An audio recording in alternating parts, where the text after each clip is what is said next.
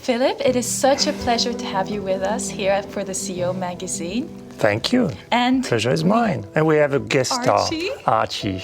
And what is his title? He's VP of Pet Relations.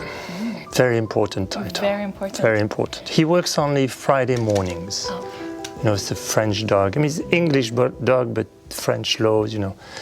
We don't overuse the kindness of Archie. So we are here in Paris today in your beautiful Parisian property because you won the Best Hotelier Prize of the year. Yes. And you are the first French person to have won this prize after 38 years? Second, yes. Yeah. 30, it's the 30th prize, Yes. and there was one other Frenchman that incidentally was also running the Hôtel de Crillon, like me, and that won it. So, but we're very proud. It's good news for France. And together with all the press we're getting about Mandarin Oriental, we had our vice chairman of the wine steward, who is also all over the press. It's good to have me as a leader also. It's nice. And I read that you said that you would not have managed to have maybe won such an award without your team. Absolutely. I don't think actually to be a good leader you can win anything or succeed in anything beside the fact of winning any awards. It's all about the teamwork, and it's teams also with whom I had the pleasure to work with in the past before Mandarin Oriental. And I had the privilege to receive many accolades and many testimonies from managers that have worked for me, assistants that now have big positions, so it's really nice. Once the Mandarin, always the Mandarin? Is that the philosophy your guests follow?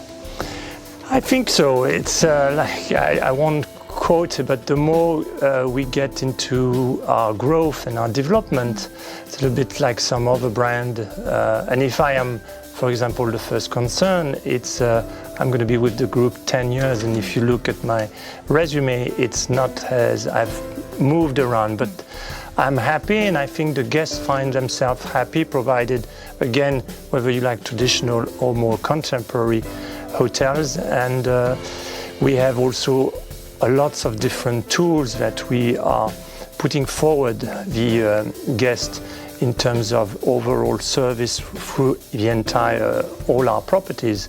So we have guest recognition systems and all sorts of facilities, that programs that makes it at ease, that it's sort of seamless for the clients to find the same service all over.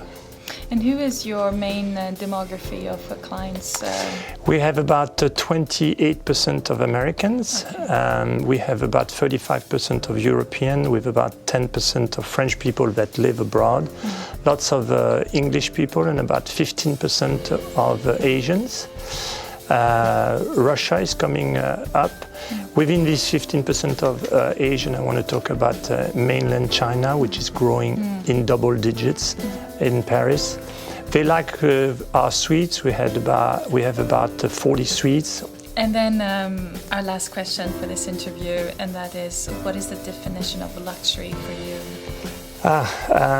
It's changed also. I would say, personally, for example, if you give me time, it's the most precious thing.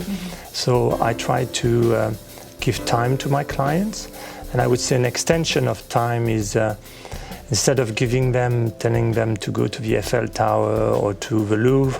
So these sort of things, and these are big things, but there's sometimes small experience which, if we go back to your first question about service, is like, wow, and it's priceless, because you just want to try to guide them into having an incredible experience, because otherwise they go to the same restaurant, they visit the same sort of museum. So I think you have to provide them with something characteristic. That's why we have a considerable team of about 6 different priceless individuals. That's all they do. They spend their time trying to learn about you and trying to guide you into what you will want to do. Well, Philip, thank you so much for your time. Thank you, Vanessa. Thank you for Archie for joining us. Yes, as well. I was happy he could join. And we hope to follow your beautiful journeys with your new openings coming up in Q1 and Q2. Thank you very much. Thank you, Philip. Thank you. Thank you. Bye.